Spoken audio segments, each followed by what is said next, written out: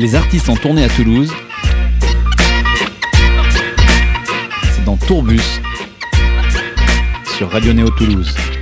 Bonjour à tous, bienvenue dans une nouvelle émission Tourbus, une spéciale Printemps de Bourges où nous avons rencontré Radio Elvis, Thérapie Taxi et Bleu Toucan. On vous met dans l'ambiance tout de suite avec 23 minutes de Radio Elvis sur Radio Néo. 23 minutes et c'est la nuit qui s'engage. Que restera-t-il de nous à la fin du jour? Quelques garçons perdus, quelques noms sans visage. Si nos yeux fatigués se mélangent à l'amour. C'est la vie, c'est comme ça passera, tu verras. Oh oh oh oh, oh oh oh oh. C'est la vie, c'est comme ça passera, tu verras. Oh oh oh oh, oh oh oh.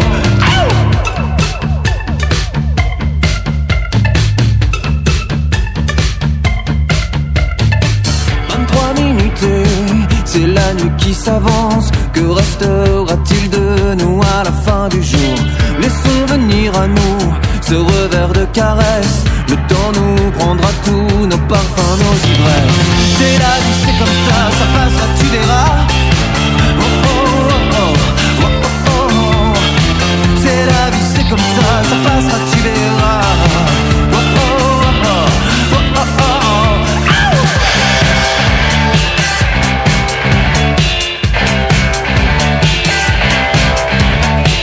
23 minutes et c'est la nuit qui s'avance. Plus personne ne saura qui nous sommes. Et nous serons debout, sans nom et sans visage. Aucune trace à laisser, plus rien à oublier. C'est la vie, c'est comme ça passera, tu verras. Oh oh oh oh, oh oh oh oh. C'est la vie, c'est comme ça passera, tu verras.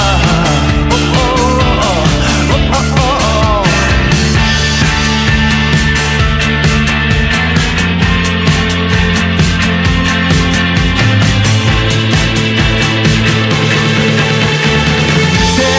Comme ça passera, tu verras.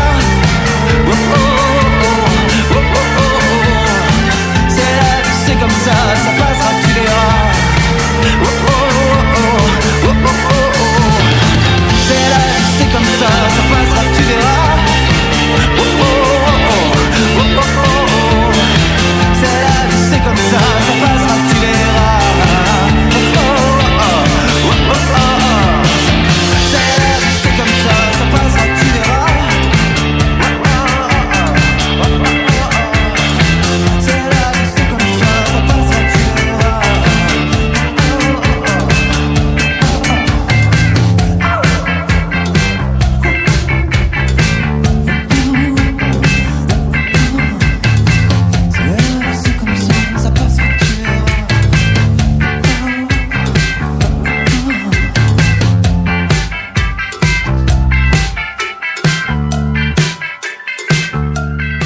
Radio Elvis. Bonjour. On vous accueille au Printemps de Bourges, c'est pas la première fois, vous avez gagné les Inouïs en 2015. Alors, vous êtes content de revenir à Bourges, ça a quand même une connotation particulière pour vous, j'imagine? Bah ouais, c'est ce qu'on se dit à chaque fois qu'on prend la petite allée pour venir ici. On se dit, il y a plein de souvenirs, parfois un peu troubles, mais plein de souvenirs.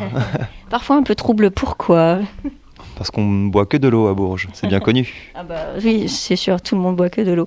Alors vous êtes en pleine tournée pour la sortie du deuxième album, ça s'appelle Ces garçons-là. Comment se passe cette tournée et comment il est accueilli ce nouvel album? J'imagine qu'il y a une pression par rapport au deuxième album, on ne doit pas se louper. Ouais, bah après, voilà, l'album il est sorti en novembre, donc on a travaillé beaucoup la sortie en fin de l'année. Et on est parti en tournée en janvier au final.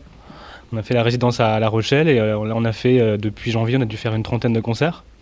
Donc on est assez content parce que finalement, les salles qu'on n'a pas faites sur la première tournée, on les a faites en début de tournée là, pour le deuxième album. Donc ça, c'est super. Et on est content parce qu'on a bien fait améliorer le concert. On a un musicien en plus sur scène qui s'appelle Martin, qui joue des claviers. Donc on est 4, donc on peut aller plus loin dans les titres. On a fait une sélection des titres du premier album. On joue un peu plus longtemps. Et puis on s'amuse bien, ouais, ça se passe bien. Est-ce que ce Martin, du coup, il va faire partie intégrante de votre groupe pour les compositions à venir ou pas? Non, il est chiant. Non, là, on peut dire du mal, il n'est pas là pour l'instant. Non, c'est un garçon super talentueux. On est très content de jouer avec lui. Après, non, on reste en trio pour l'artistique, pour les compositions. C'est déjà un équilibre qu'on trouve assez agréable entre nous trois, qu'on a déjà mis beaucoup de temps à trouver. Mais non, pour l'instant, on reste à trois. Ok. Alors vous avez joué à Toulouse au Métronome, je vous parle de Toulouse parce que je viens de Toulouse. Juste après le concert, vous êtes venu voir les gens, vendre des vinyles évidemment, mais voir les gens surtout. Est-ce que ça fait partie pour vous de quelque chose d'essentiel, cette proximité avec les gens? Ben, ouais, je crois, parce que ils viennent pas voir qu'un groupe, et nous, on vient pas jouer que devant un public, on vient jouer devant justement des humains, je crois, et puis on a des gens qui viennent très souvent nous voir en concert, donc c'est important qu'on discute un peu à la fin du concert. Et quand on peut le faire, en tout cas, c'est chouette de le faire. Vous avez une anecdote particulière à nous raconter avec un fan, une fan? Là, au Métronome, justement, on a eu des gros problèmes de carte bleue. C'est pas une anecdote très passionnante. Je m'en souviens très bien, on a attendu quand même un certain temps. Ouais, oui, je suis honnête.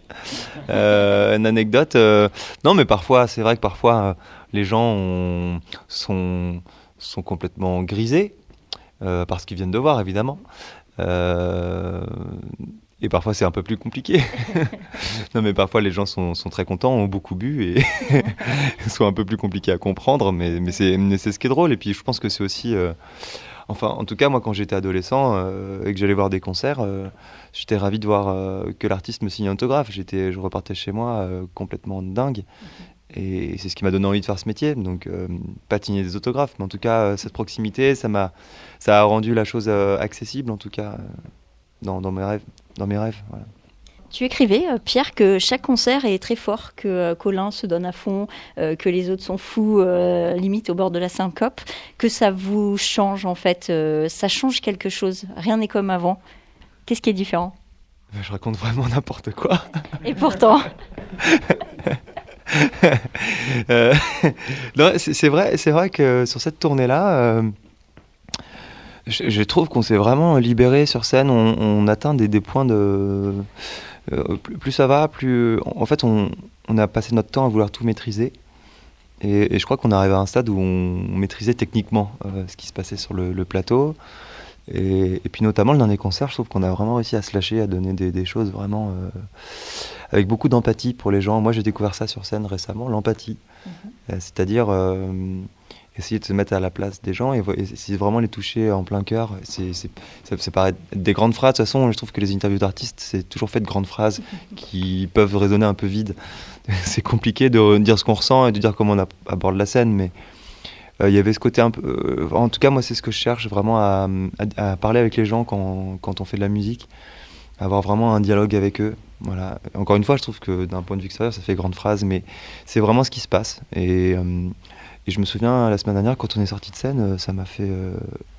j'ai encore une révélation. J'ai l'impression qu'il y a plein de concerts comme ça où on découvre quelque chose, on apprend quelque chose et on se dit « Ah, ça, c'est possible en fait aussi ». C'est ce qui est génial d'ailleurs dans cette pratique-là, c'est que c'est comme dans le sport, on découvre toujours de nouvelles capacités, de nouvelles choses. Voilà. on va chercher au fond de soi finalement. Bah ouais, c'est ça. Ouais. Bah, en plus, parfois, on n'a pas trop le choix parce que...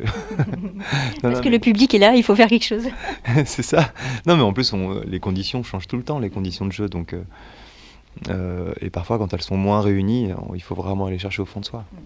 En parlant d'aller chercher au fond de soi, le morceau Prière perdue sur scène, il est particulier. Il y a une grande accélération au milieu du morceau. Il y a moyen de faire des accélérations, des impros, j'imagine, de faire durer le morceau. Est-ce que c'est un vrai kiff, ce morceau sur scène?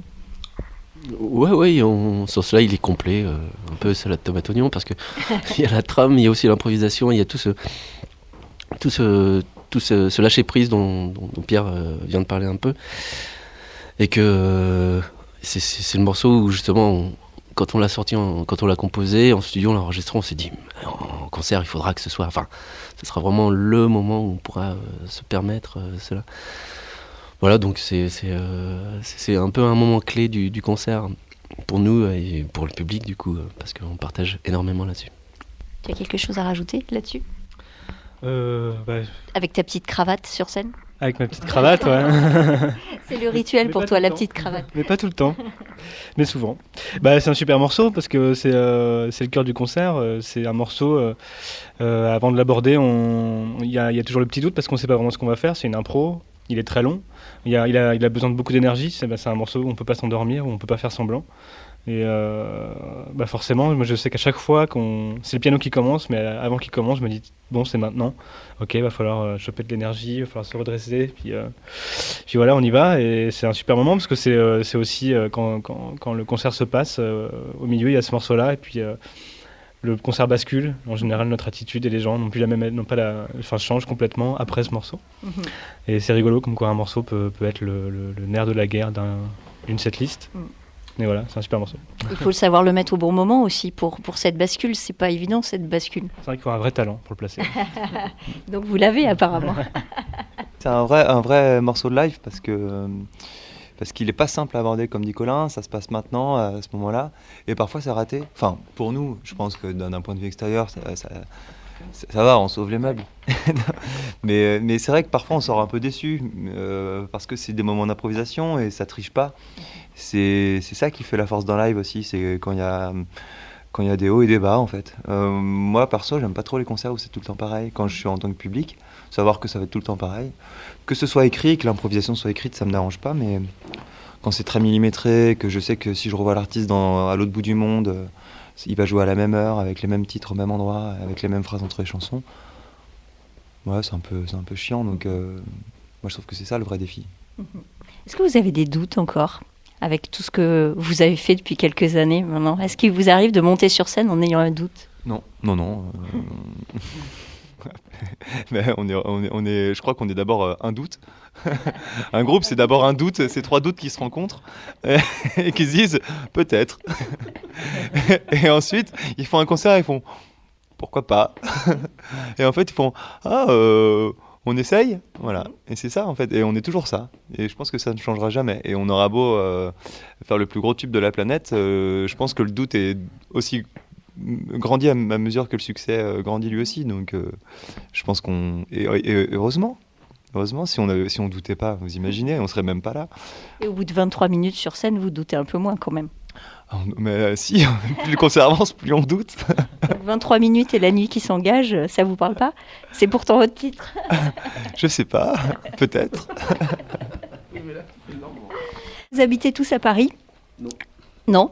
Tu habites où? Moi, j'habite à Nantes. Où vous nous emmèneriez si vous aviez envie de nous faire découvrir un endroit à Paris? Chez moi, c'est peinard, chez moi. Chez toi, direct? T'es aussi direct que ça? Non, j'aime bien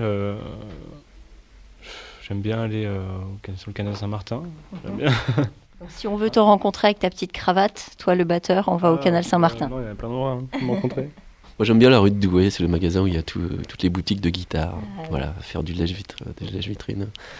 Dans cette rue, c'est toujours bien. Moi, je ne rentre jamais dans les boutiques. Pierre, il rentre, a le courage d'y rentrer.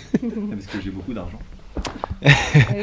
La SACEM paye un peu plus les chanteurs. Non, mais en fait, c'est vrai que la rue de Douai, c'est très dangereux. Ouais. Enfin, un peu tant que ça, parce que c'est tellement cher que de toute façon, ça peut pas devenir dangereux. Mais c'est très frustrant, je sais pas. Qu'est-ce qui nourrit tes textes, Pierre? Je suppose que tu as des influences littéraires, musicales. Ouais, non, mais j'arrête de dire des bêtises. Les Schtroumpfs. Mais pourquoi pas? Les textes, c'est la vie de tous les jours. C'est la vie de tous les jours. C'est d'abord une envie d'écrire. Je me nourris tout seul. Hein. Et puis, c'est la recherche du mot, c'est la recherche du bon mot, c'est la recherche du son. Et puis la recherche du sens. Et puis maintenant, il y a effectivement la lecture. Évidemment, on peut pas peindre sans connaître un minimum la peinture, et on peut pas se mettre à faire de la musique en n'ayant jamais écouté de musique. Donc pour l'écriture, je pense que c'est pareil. Après, là en ce moment, j'écris aussi beaucoup de choses à côté des chansons. J'écris des nouvelles, j'écris des trucs comme ça. Ça m'aide beaucoup à avancer. Et je crois que ce qui est passionnant, c'est comme la musique, c'est que c'est une recherche, et je pense qu'il n'y a jamais de fin. On essaye de trouver J'ai compris que ce que j'essaie de résumer en une chanson, je le résumerai jamais en une chanson, que ce sera l'ensemble d'une œuvre en fait qui résumera un point de vue sur le doute. Tu éditeras des nouvelles? Je suis en train d'y réfléchir. Enfin, je travaille pour en tout cas, mais je sais pas si ce sera édité, mais en tout cas, je travaille pour. Quels sont vos projets à venir? La tournée continue, évidemment. Après, vous avez déjà une vision de ce que vous voudriez faire?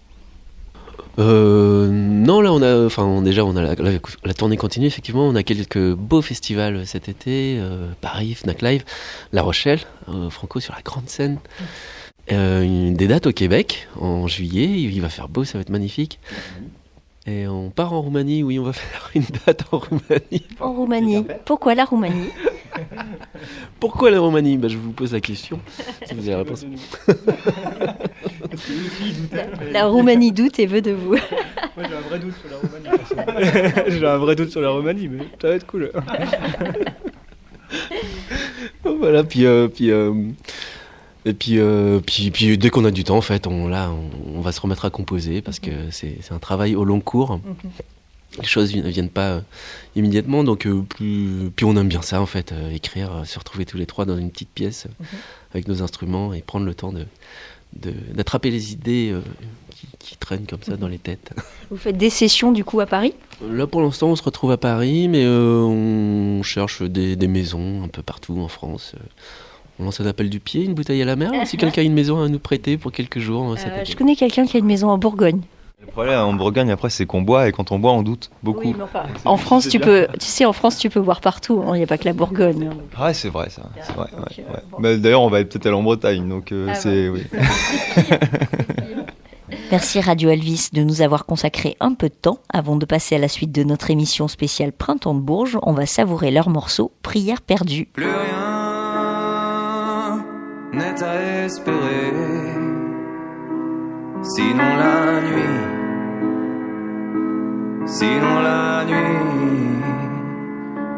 ajouter quelques mots aux prières perdues,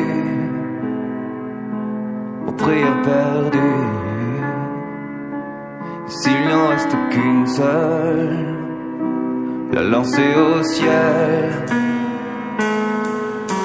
Ce qu'ils disent, est-il vrai? La lumière est en eux. Ce qu'ils disent, est-il vrai? La colère est un dieu. Plus rien n'est à espérer, sinon la nuit,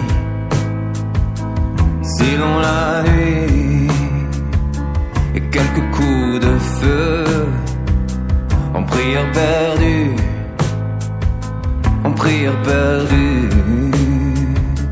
Et s'il n'y a plus de mots, prendre la fuite,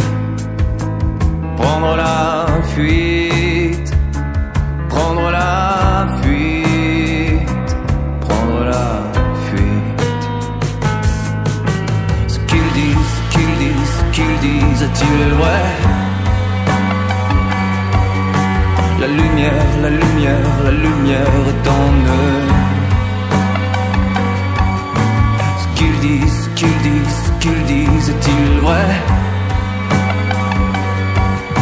La colère est un dieu.